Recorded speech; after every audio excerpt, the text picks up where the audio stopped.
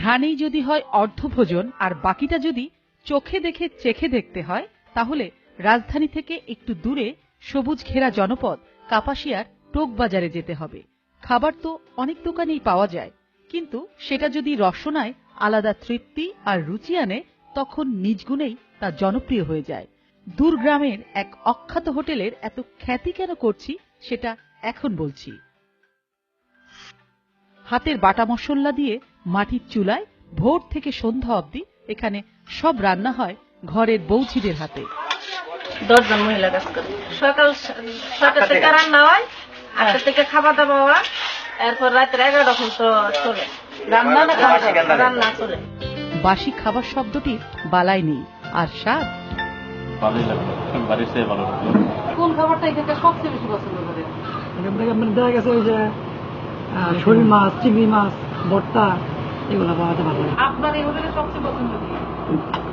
মাছের মাংস দাম কিরকম আছে? না, দাম আমাকে ওই সাধ্যের বাইরে কোনো দাম লাগে। 70 টাকার ভর্তা পাওয়া যায়। এবং ভর্তা দেখা গেছে যে কোনো হোটেলে দেখা গেছে 2-1টা আইটেমের উপরে অতিরিক্ত পাওয়া যায় না।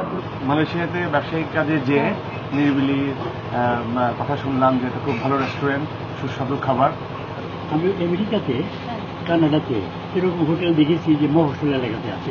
আরো একটি গল্প আছে। শিক্ষিত না হয়েও সততা, পরিশ্রম আর নিষ্ঠা দিয়ে আত্মনির্ভরশীল হবার স্বপ্নকে সফল করেছেন এই হোটেলের মালিক তোতা মিয়া। কখনো অন্যের হোটেলে কাজ করেছেন, কখনো বাসের হেল্পারিও। তারপরও মাত্র 500 টাকার পুঁজি নিয়ে দোকানে দোকানে ভাত বিক্রি করে আজ তোতা মিয়া লাখপতি।